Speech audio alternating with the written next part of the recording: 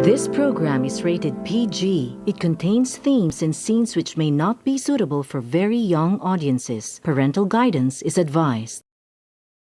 The views and opinions expressed by the host do not state or reflect those of the company and its management.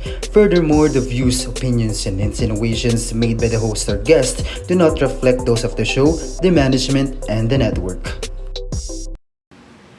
Hello Philippines and hello world! Hi to Province of Bataan, down to BSBA, MM4A. We are here again and you are watching IBTalks.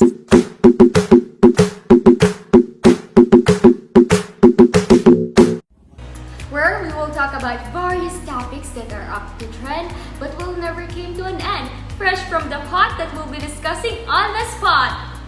Is everyone doing great today? I know the feeling of waking up so early, so thank you for joining us today to witness and learn and the opportunity to solve some concerns. With the help of some personalities, we will be able to open the door of discovery about the global trade and investment environment. Some of you might have heard of it, but for the benefit of the doubt, let's take a look at this clip. Roll VTR. What is international trade and how does it work? International trade theories are merely many explanations for international trade. The idea of trade refers to the exchange of commodities and services between two or more persons or entities. The concept of international trade then refers to the exchange of goods and services between people or entities from various countries. People or entities trade because they think the exchange will benefit them. They might require or desire the goods or services. While this may appear to the basic concept, international trade encompasses a significant lot of philosophy, legislation, and commercial strategy. The first theory is mercantilism. It was one of the first attempts to develop an economic theory, appearing in the 16th century. According to this theory, a country's wealth is determined by its gold and silver holdings. In its most basic form, mercantilists believe that a country's gold and silver holdings should be increased by encouraging exports and discouraging imports. To put it in another way, if other countries buy more from you than they sell to you, they must compensate you in gold and silver. Each country's goal was to have a trade surplus, or a situation in which the value of exports exceeds the value of imports, while avoiding a trade deficit, or a situation in which the value of imports exceeds the value of exports. A closer examination of world history from the 1500s to the late 1800s reveals why mercantile capitalism thrived. The 1500s saw the emergence of new nation-states whose rulers sought to strengthen their countries by expanding their armies and national institutions. These rulers were able to amass more gold and wealth for their countries by increasing exports and trade. Import restrictions were one way that many of these new nations promoted exports. Protectionism is the name for this strategy, and it is still used today. In order to control more trade and amass more wealth, nations used their colonies around the world to expand their wealth. One of the more successful examples was the British colonial empire, which sought to increase its wealth by improving raw materials from places like the Americas and India. France, the Netherlands, Portugal, and Spain were also successful in establishing large colonial empires that brought significant wealth to their respective governments. Mercantilism is one of the oldest trade theories, but it is still relevant today. Countries like Japan, China, Singapore, Taiwan, and even Germany continue to favor exports and discourage imports through a form of neo-mercantilism that combines protectionist policies and restriction with domestic industry subsidies. Almost every country has implemented some form of protectionist policy to protect key industries in its economy at some point. While export-oriented businesses typically support protectionist policies that benefit their industries or businesses, protectionism harms other businesses and consumers. According to The Wealth of Nations, published in 1776, Adam Smith questioned the dominant mercantile theory of the time, An Inquiry into the Nature and Causes of National Wealth by Adam Smith. Scholars and economists edited the most recent versions. Absolute advantage was a new trade theory proposed by Smith, which focused on a country's ability to produce a good that is more efficient than another. Government policies or intervention, Smith reasoned, should not regulate or restrict trade between countries. According to him, trade should flow naturally as a result of market forces. Let me give you an example. If country A could produce a good cheaper or faster than country B in a hypothetical two-country world, then country A would have the advantage and could focus on producing that good. Similarly, if country B excelled at producing a different good, it could concentrate on specialization. Countries would gain efficiencies through specialization because their labor force would become more skilled by performing the same task. Production would become more efficient as a result of the increased incentive to develop faster and better production methods in order to increase specialization. People in both countries would benefit from increased efficiencies, according to Smith's theory, and trade should be encouraged. His theory stated that a country's wealth should be measured by its people's living standards rather than the amount of gold and silver it possessed. The next one is the modern or firm-based trade theories. In contrast to classical, country-based trade theories, modern, firm-based trade theories emerged after World War II and were largely developed by business school professors rather than economists. With the expansion of multinational corporations, firm-based trade theories evolved. The country-based trade theories were unable to adequately address the growth of MNCs or intra-industry trade, which refers to the trade of goods produced in the same industry between two countries. Japan, for example, exports Toyota cars to Germany and imports Mercedes-Benz cars from the country. Firm-based theories, unlike country-based theories, incorporate other product and service factors into the understanding of trade flows, such as brand and customer loyalty, technology, and quality. Next one is a theory of country similarity. In an attempt to explain the concept of intra-industry trade, Swedish economist Stefan Linder developed the country similarity theory in 1961. According to Linder's theory, consumers in countries at the same or similar stages of development have similar preferences. Linder proposed that companies produce first for domestic consumption in this firm-based theory. When companies consider exporting, they frequently discover that markets with customer preferences that are similar to their domestic market have the greatest potential for success. According to Linder's country similarity theory, most manufactured goods trade will be between countries with similar per capita incomes, with intra-industry trade being common. This theory is frequently applied to goods trade, where brand names and product reputations play a significant role in buyers' decision-making and purchasing processes. The next one is the theory of the product life cycle. The product life cycle theory was developed in the 1960s by Raymond Vernon, a Harvard Business School professor. A product life cycle has three distinct stages, according to the theory, which originated in the field of marketing. The number one is new product, the next one is the maturing product, and standardized product. The theory assumed that the new product's production would take place entirely in the country where it was invented. This was useful theory to explain the United States manufacturing success in the 1960s. Following World War II, U.S. manufacturing became the world's dominant producer in many industries. The product life cycle theory has struggled to explain current trade patterns involving global innovation and manufacturing. Global corporations, for example, conduct research and development in developing countries where highly skilled labor and facilities are typically less expensive. Despite the fact that the research and development is typically associated with the first or new product stage and thus completed in the home country, developing or emerging market countries such as India and China offer both highly skilled labor and new research facilities at a significant cost advantage to global firms. So let's move on to the theory of global strategic rivalry. The 1980s saw the emergence of this theory, which was based on the work of the economists Paul Krugman and Kelvin Lancaster. MNCs and their efforts to gain a competitive advantage over their global firms in their industry were the focus of this theory. In order to succeed, businesses will face global competition in their businesses and they will need to develop competitive advantages. The barriers to entry for the industry are the critical ways that firms can gain a sustainable competitive advantage.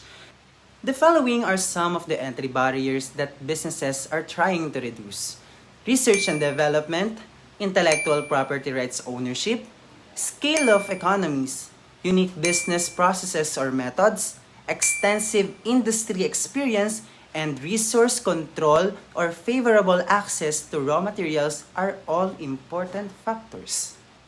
The last theory is the Porter's theory of national competitive advantage. In the year 1990, Michael Porter of Harvard Business School developed a new model to explain national competitive advantage as part of the ongoing evolution of the international trade theories. According to Porter's theory, a country's competitiveness in an industry is determined by the industry's ability to innovate and upgrade. His theory aimed to explain why some countries are more competitive in specific industries than the others.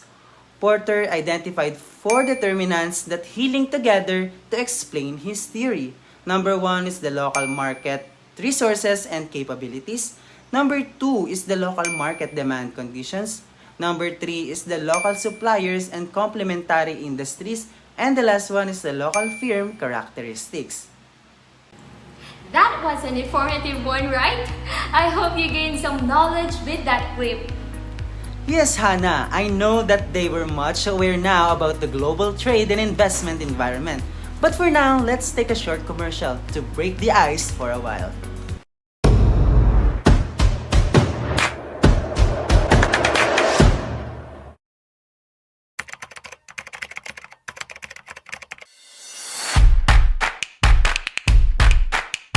The campus student government aspires to build a foundation for student unity and cooperation by giving them a place to practice their leadership skills.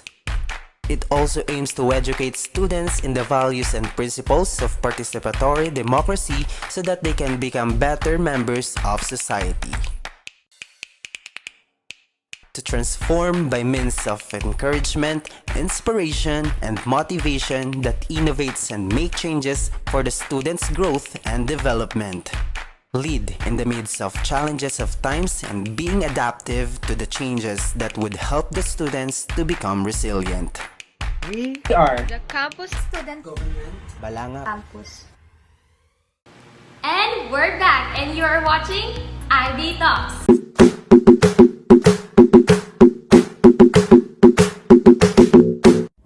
Before the commercial break, we have learned a glimpse about the international trade theory. I am sure that everyone who is watching right now is really gaining something here, right? I have no doubt if they go get some paper and pen now and take some notes in the following topics, right? You are right, Jeno. I am thinking right now if we get to ask them at this moment if they were really listening to us.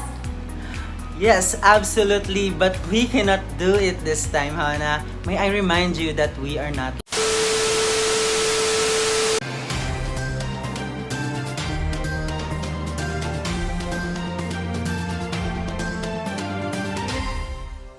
Breaking news: Government policy and international trade. In many countries, government policies attempt to improve the business environment or to tilt the structure of economic activity toward sectors, technologies, or tasks that are expected to offer better prospects for economic growth or societal welfare than would occur in the absence of such intervention. Governments are generally motivated to implement policies at the sectorial level in order to boost long-term growth, increase incomes and productivity, and in doing so, promote entrepreneurship, innovation, technology transfer, skill development, and competition as specific policies to achieve these objectives. Over time, There have been several phases of government policies with considerable variance across economies. In the early days, industrial policies were narrowly defined as policies that aimed to build capacity mainly in the manufacturing sector.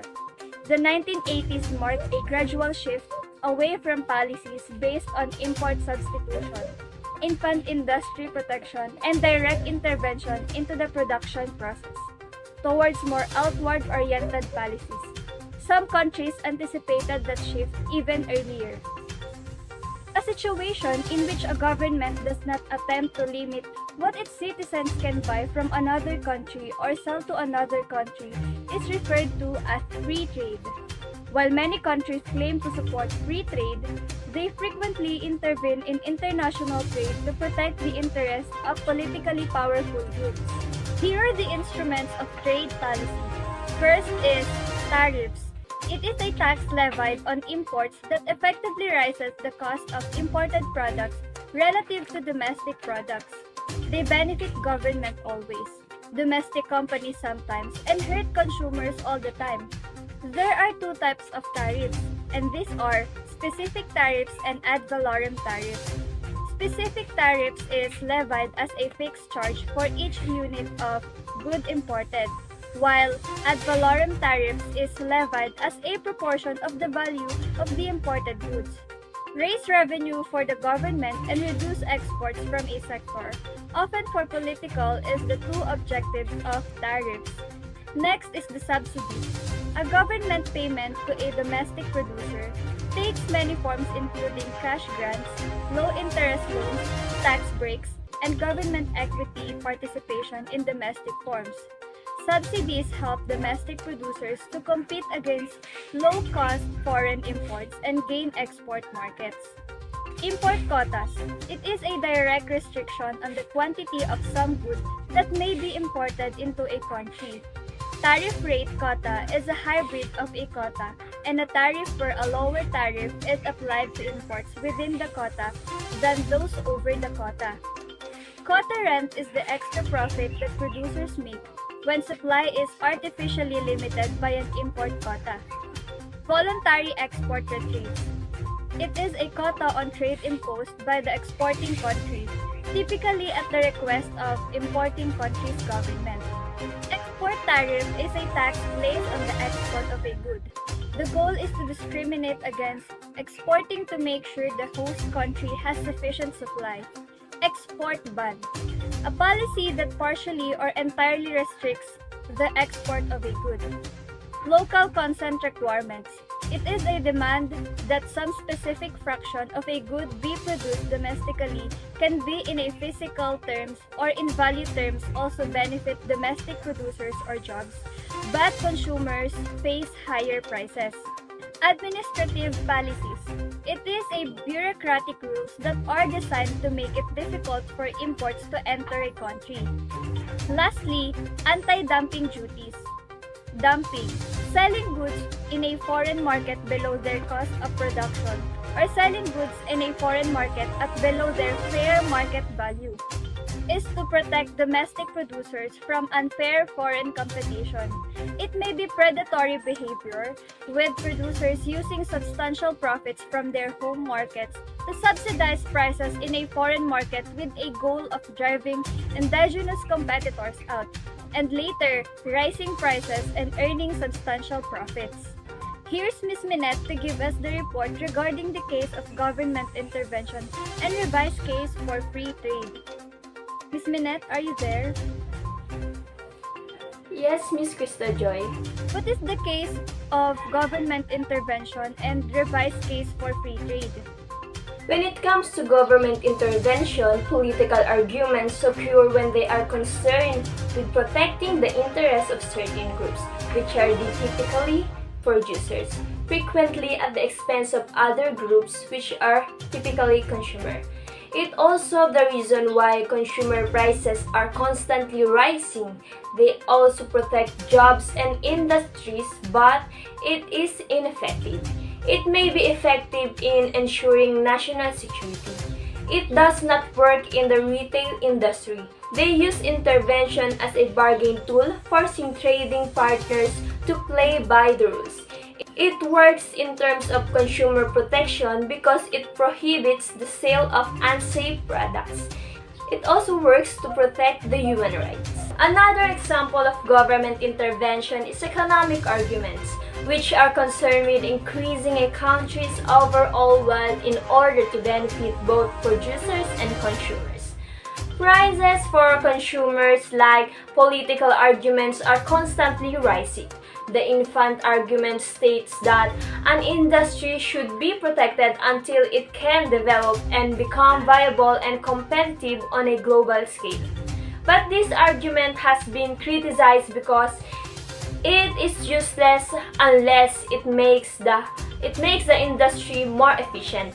And if a country has the potential to develop a viable competitive position, its firms should be capable of raising the necessary funds. The next economic argument is strategic trade policy. By taking appropriate action, the government can help raise national income by ensuring first-mover advantages in a domestic industry. It may be advantageous for a government to intervene in an industry by assisting domestic firms in overcoming entry barriers created by foreign firms with first-mover advantages. So let us now turn our attention to the revised case for free trade. According to Krugman, retaliation and trade wars are wasteful national policies that increase national incomes at the expense of other countries. It also states that a country that attempts to use such policies will probably provoke retaliation. A trade war could leave both countries worse off. Don't engage in retaliation but help establish rules to minimize the use of trade-distorting subsidies. So, Ms. Minette, I have something to clarify about the development of the world trading system. What happened from the year 1947 to 1979? The 1947 year, the establishment of General Agreement on Tariff and Trade, a multilateral agreement to liberalize trade and gradually remove trade barriers. Alright, Ms. Minette, can you please elaborate what is World Trade Organization? World Trade Organization was to be established in order to carry out the GATT agreement. The World Trade Organization included the General Agreement on Trade in Services and the Agreement on Trade-related aspect of intellectual property rights, which established procedure for arbitrating intellectual property rights within strict time limits. Minette Laok, reporting. Thank you, Ms. Minette, for the very informative news. I'm Crystal Joy Bartolo for the news update. Meron bang proteksyon laban sa higit sa 100 sakit? Oo, meron. The #1 alcohol, Green Cross. Proven na pumapatay ng mga bacteria at viruses na sanhi ng diarrhea, hepatitis A, trangkaso, at napakarami pang sakit. Stop 100 plus diseases with Green Cross alcohol. May one defense versus 100 plus diseases. Green Cross alcohol, una sa proteksyon. We're sorry for the fortuitous event that happened. I am sure that it was so important, so they have to cut the show for a moment. Anyways, we are here again and you are watching IBTalks.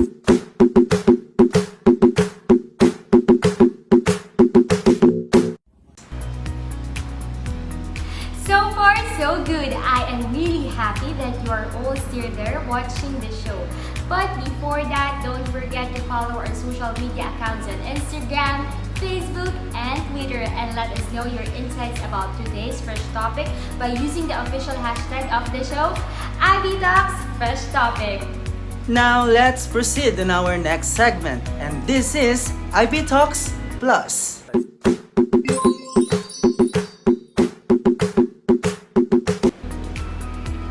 We will be discussing or asking some important questions on our special guest for today. And for sure, everything in this segment is worth watching. So, let's welcome Ms. Marian Denise and Ms. Althea Lorraine. Thank you for having us here. Hi, Dina and Hannah. It was a pleasure to be in the show. I'm very excited. Good morning to you too. Hi, Miss Altea. Can you tell us some insights about the foreign direct investment?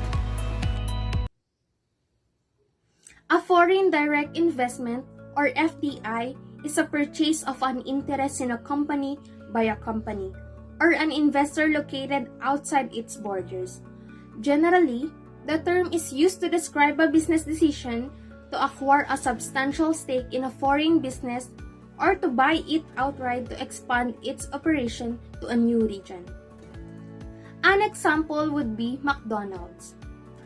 McDonald's investing in an Asian country to increase the number of stores in the region, right? So, a business enters a foreign economy to strengthen a part of its supply chain without changing in business in any way. Companies can make an FDI in several ways. First, including purchasing the assets of a foreign company, or investing in a company, a new property, plants, or equipment, or just participating in a joint venture with a foreign company, which typically involves an investment of capital or know-how. A country's FDI can be both inward and outward. As the term would suggest, inward FDI refers to the investments coming into the country, and outward FDI made by the companies from that country into foreign companies in other countries. The difference between inward and outward is called FDI net inflow, which can be either positive or negative. There are two main categories of international investment. The first is portfolio investment. Then the second one is foreign direct investment. Foreign direct investment, or FDI, refers to the investment or in the acquisition of a foreign assets with the intent to control and manage them, while the portfolio investment refers to the investment in a company's stocks, bonds, or asset, but not for the purpose of controlling or directing the firm's operation or the management. Typically, investors in this category are looking for a financial rate of return as well as diversifying investment risk through multiple markets. All right. Thank you, Miss Altea. How about you, Miss Marian? What can you tell us about the difference between the two forms of FDI? To be honest, there's nothing much to talk about except for the fact that horizontal foreign direct investment happens when a company is trying to open up a new market, while vertical foreign direct investment is when a company invests internationally to provide input for its principal operations. How should I explain this in a simple context? For instance, the McDonald's. McDonald's opened up its doors in Asia to cater to the local market, just like here in the Philippines. That's what we call horizontal FDI. The Damlo International in Maraveres is a good example of vertical FDI because the goods are manufactured here on the Philippine soil, but most of the goods are being brought to their home country. According to Pressbook, FDI has two kinds, which is greenfield and brownfield. Can you please explain the difference between the two? Of course, greenfield FDIs happen when multinational corporations enter into developing countries to build new factories or stores from scratch that create new long-term jobs in the foreign country by hiring new employees. Whereas brownfield FDI occurs when a company or government entity purchases or leases existing production facilities to launch a new production activity. This kind of investment is usually less expensive and can be implemented faster. However, a company may have to deal with few challenges such as existing employees, outdated equipment, fixed processes, cultural differences, and many more. That's great! One last question for you, Miss Marian. Why and how do governments encourage FDI? Truth be told, there are a lot of governments that encourage FDI in their countries such as Singapore and Hong Kong. Because in this way, more jobs are created, it expands their country's technical knowledge, and of course, increases their overall economic standards. By breaking down these benefits, their countries can gain financial incentives, enhance local infrastructure including transportation, energy, and communications. What else? Reducing bureaucracy and regulatory environments to establish offices or production. Education is also a huge part to invest in global businesses and political, economic, and legal stability. Now that you ask this, Mr. Gino, some governments discourage or restrict FDI, just like here in the Philippines. How and why so? There are certain policies a government can use. For instance, ownership restrictions to keep the control of local markets or some industries in their citizens' hands. The other policy is imposing higher tax rates and sanctions to persuade companies to invest directly in the domestic market rather than a foreign one.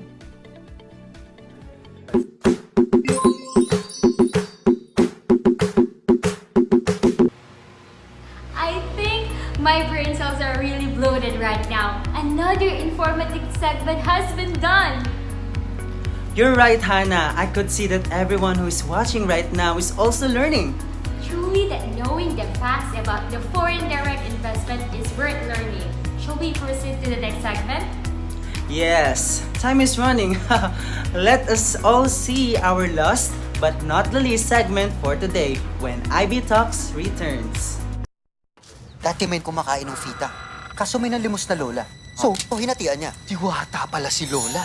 Dahil busilak ang iyong puso, isang kahilingan. Sagot si kuya. Sports car! Yulit!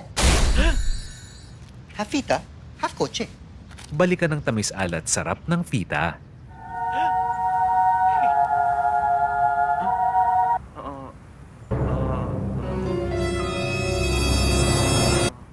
Balikan ng sarap. And we're back and you are watching IBTalks.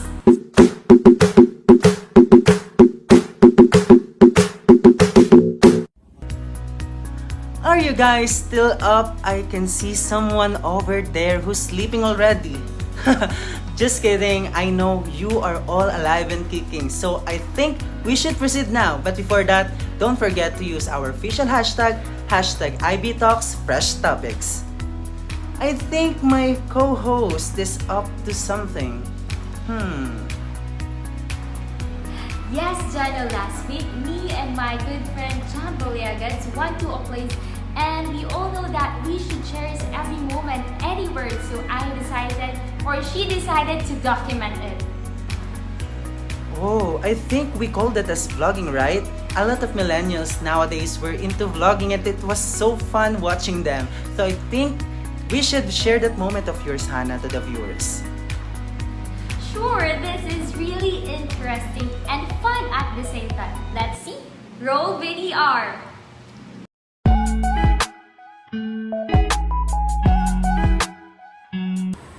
Good morning, everyone. It's me, John Boliagas, and welcome back to my YouTube channel.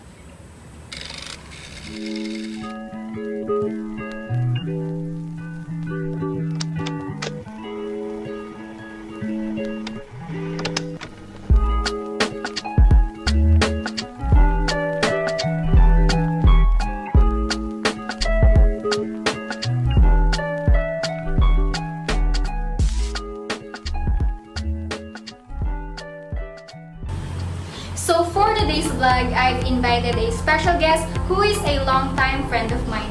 Please welcome my beshi, Miss Hannah Geraldine Enriquez. Hi everyone! Welcome back to her vlog. So, Beshi, what we're going to do for today? So Besh, I previously posted an Instagram story in which I requested questions from my followers regarding regional economic integration. And now, we are here to provide answers and maybe some explanations. Wow, that was very informative, and also entertaining. So Yeah. what we're going to do now? Let's start. Yeah. So now let me read the first questions from my Instagram story. First is, what is regional economic integration? I think that regional economic integration has enabled countries to focus on issues that are relevant to their stage of developments, as well as encourage trade between neighbors. So moving on to the next question, what are the four main types of economic integration? So number one is free trade area. It is the most basic form of economic cooperation. Member countries remove all barriers to trade between themselves but are free to independently determine trade policies with non-member nations. Number two is customs. Union provides for economic cooperation. Barriers to trade are removed between member countries and members agree to trade with non-member countries in similar manner. And also the number three, common market allows for the creation of an economically integrated market between member countries. Trade barriers and any restrictions on the movement of labor and capital between member countries are removed. There is a common trade policy for trade within non-member nations, and workers no longer need a visa or work permit to work in other member country of a common market. And lastly, number four, economic union. It is created when countries enter into an economic agreement to remove barriers to trade and adopt common economic policies. Yeah, that's right, Besh. And I know that these trading blocks have grown in number during the last decade, with over 100 in place and more in discussion. A trade bloc is a free trade zone created by two or more nation tax tariff and trade agreements. Some trading blocks have resulted in agreements that are more substantial than others. So Beshi, what is the next question? So the third question is, what are the pros and cons involved in creating regional agreements? The pros of creating regional agreements includes trade creation, employment opportunities, consensus, and cooperation, while the cons involved in creating regional agreements are trade diversion, employment shifts and reductions, loss of national sovereignty. So Besh, moving on to the next question, what is the main goal of Mercosur? Well, South America Mercosur's purpose is to promote free trade and the fluid movement of goods, people, and the currency formerly known as Mercosur. The common market of the South was formed in 1988 as a bilateral trade agreement between Brazil and Argentina, Bolivia, Chile, Colombia, Ecuador, Peru, and Venezuela have all become associate members in the decade. Well, Besh, I hope that everyone who watched this vlog learned something from it. I totally agree, Besh. I think that is all the questions from my Instagram story, Besh. And now, we're moving on to the next segment of this vlog. Hey, what is that? You haven't told me about that earlier. It is just a simple task. Really? Can I do it? Yeah, you don't have to worry. And now, let's do the fast talk. First question, what are the trade agreements in place in the America? CARICOM and Andean Community. When was the Caribbean Community and Common Market was founded? CARICOM was founded in 1973. What is the meaning of CAFTA? Central America Free Trade Agreement. The parliament consists of how many members? 751 members. It aims to promote regional peace and stability via economic, social, cultural, and technological cooperation. ASEAN. How many countries formed APEC in 1989 as an informal gathering? 12 countries. What is ECFA? The Economic Cooperation Framework Agreement. Before I finally end this vlog, I want to express my gratitude to my special guest, Ms. Hannah Geraldine Enriquez. Thank you for taking the time to participate in the Q&A about regional economic integration. This vlog, I believe, will provide a ton of knowledge to many viewers. My pleasure. Thank you for having me here as well. That ends today's video. I sincerely hope you guys take something away from it. Also, don't forget to like and subscribe to my YouTube channel and click the notification bell to be notified when new videos are released. Bye! Thank you, Beshi!